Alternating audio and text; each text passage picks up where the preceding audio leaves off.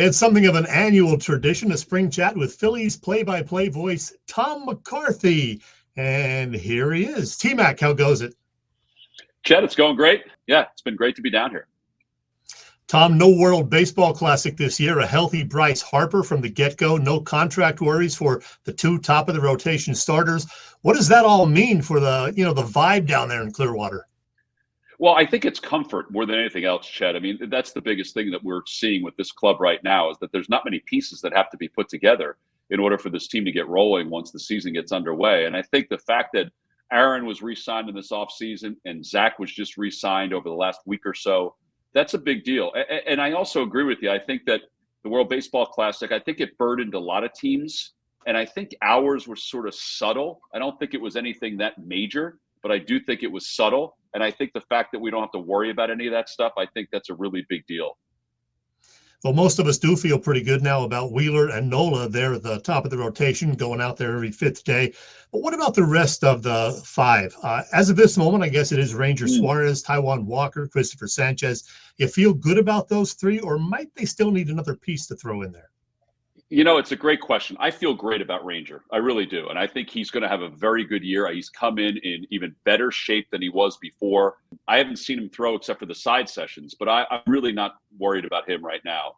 I think that Christopher is more of the unknown, although everybody that I've talked to that's watched him throw, whether it be the catchers or anybody else, I mean, they say he looks great. I do think Taijuan is a little bit of a wild card right now, but he did throw a bullpen over the weekend, and the knee, which was kind of bothering him about a week or so ago, it doesn't seem to be an issue anymore. So I do think that that's okay. Listen, do they need another starter? I don't know if they do to start the year. Will they have to find somebody as the year goes on? Maybe, but I think that they have the resources to go out and find somebody, whoever it is. And I'm not saying like a Montgomery or Blake Snell or anybody like that, but if they have to acquire somebody in a trade or if somebody becomes available as the season moves on, I think that they are, I think they're in good position to get those. Mm-hmm. Well, one of the big question marks this spring is who's the center fielder? So, Tom, right. I ask you, will it be Johan Rojas, Christian Pache, or somebody else? Well, so I think it's going to be Rojas. I really do. Now Pache, we did a game on Tuesday against the Orioles, and he made one really good play. He misplayed another one, but I don't think that makes or breaks whether he's, the starting center fielder or not. I think he's had a really good camp, but I still think it's Rojas's job to lose. Now, he had a bunt single on Monday. That may not sound like a big deal, but it's something they're really trying to get him to be better at. And I think you'd be hard-pressed to find a better defensive center fielder in the National League. I don't want to put a whole blanket on every center fielder, but Johan goes and gets it. So my feeling is if he can hit between 250 and 260, provide something at the bottom of the order, they're okay. I think the big question will be left field and who's going to play left field on a consistent basis. That to me is probably more of a concern than center field. But I do think that the combination of Marsh and Schwarber and Pache, they can man left field. It's just whether they'll be as productive as you need them to be from a corner outfielder standpoint. And Whit Merrifield also, right?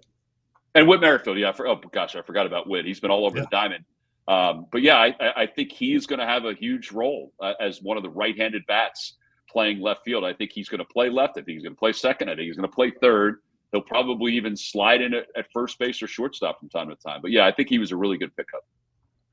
Alec Bohm had a solid year in 2023, finished with 20 homers, 97 RBI. He's looked great so far this spring, batting over 500 as we speak. What should we expect from the third baseman this year?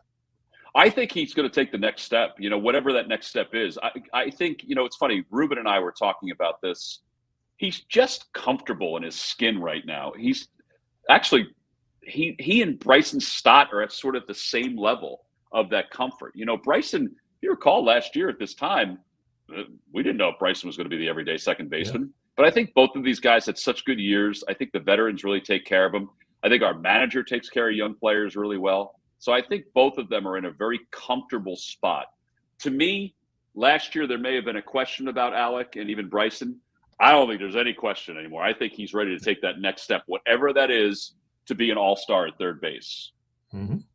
Well, as I mentioned, Bryce Harper is starting the season healthy for a change, which is great news. He's had only one 40-homer season. That was back in 2015 when he won the MVP with the Nats. Does he have another one of those 40-homer years in him, you think? Well, I think he's got something close to that. For me, if he's 30 and close to 100, he's okay.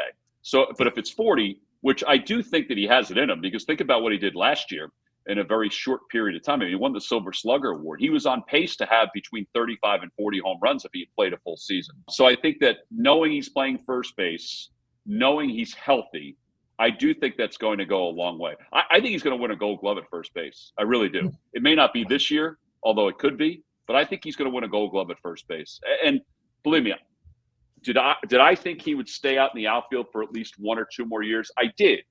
But I think they're just speeding up the process of trying to keep him as healthy as possible so his bat is in the lineup for the long term. I think he looks really good at first base. I really do. Yeah. Hey, unless somebody clearly wins the closer role, it's going to be a closer by committee situation again this year, I guess. Lots of options, but who do you have most confidence in to close out a game, Tom? Boy, that's a really good question. I think it changes Chet on a daily basis. It really does. 2 years ago, if I said Jose Alvarado, I think people would think I was crazy. But right now, I do think it's Jose Alvarado. But I also have I have a lot of confidence in Sir Anthony Dominguez, the way he's looked, and I really have a lot of confidence in Jeff Hoffman. The thing about Hoffman that I believe stands out is strike throwing ability. So consistent strike throwing ability, which is why I think Alvarado is in a good spot right now. But sometimes Jose goes off the rails just a little bit. You got to tweak him again. I think Hoffman's strike throwing ability puts him in a really good spot, probably ahead of Sir Anthony in some ways to be the right-handed guy. And what I mean by that is that, Alvarado, I think, would get him most of it. But if there's a lefty that's tough, let's say it's Freddie Freeman in the 8th inning or Matt Olson in the 8th inning, Alvarado will get the 8th inning and then somebody else will close. So those are probably the 3 guys that I have the most confidence in right now. Other than injuries, what's the biggest concern about this year's Phillies? I think whether they can get production out of left field, consistent production out of left field. And to me, that's let's say if Rojas is in center field, then you got to let him just go. And you can't expect him to be, a 300 hitter in center field. But I think in left field, think about this. I mean, you didn't have Rhys Hoskins all of last year, but there's the anticipation that you could have had him this year. So on paper, that could be 30 home runs that you have to replace. Yeah. I don't know if they need that, but it's that kind of production. So to me, that's the biggest question, is probably left field and probably a 5th starter, making sure that 5th starter is a consistent pitcher that can give you some wins. The Phillies got to the World Series and then the NLCS the last 2 years as a wild card team. Are they going to continue with that approach, or can they actually beat the Braves and maybe win the division? I do believe, from talking with a lot of the guys, yes, the playoffs and the World Series is the ultimate goal. But I believe that they want to prove a point that they can win the division, have those 3 days off, save their pitchers, and then go to the World Series that way. It's not the be-all and end-all anymore. But I do think that this group is so angry about how Game 7 ended with the Diamondbacks that they have goals that are going to supersede even what they did last year. And the first one is winning the division and taking care of home field from that point on. Tom, I think every interview regarding the Phillies has to include a question about the leadoff hitter. So, Tom, be honest. If you're the manager, who are you writing in at the top of the lineup?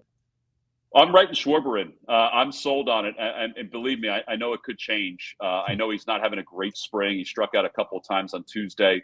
He only has the 1 hit so far. But I just think that it works. How it works, I don't always know. But their win-loss record is pretty darn good with him as the leadoff hitter. So my feeling is the top 4 will go Schwarber, Turner, Harper. Harper will bat 3rd, and then Real Muto. And then after that, I think it could be anybody. I think it could be Castellanos. It could be Bohm. It could be Stott. I mean, it could be any. Also, I wouldn't, if they do make a change in the leadoff spot, I wouldn't be shocked if it's Stott Turner instead of Turner Stott, because I do think they want Harper to bat 3rd. Hey, any changes with the broadcast this year? The Phillies, same personnel, I believe, but doing anything different? No, I think everything's the same. I mean, we'll have Taryn Hatcher doing the sideline reporting at home from the beginning, whereas last year she joined us as the season went on. And I think it'll be predicated on what her hockey and basketball schedule is. But pretty much everything else is the same. You know, Johnny will be back. In fact, he's going to do some spring training games. I think his first one is St. Patrick's Day. And then, you know, Ruben and Ben will split split the rest of those games. And then on radio, everything's still the same on radio as well. Kevin Stocker, Larry Anderson, Scott, and Murph will do the pre and post game show. Awesome. You are the best, T-Mac. Tom, enjoy the spring and summer, and go Phils. All right, Chet. Thanks, buddy.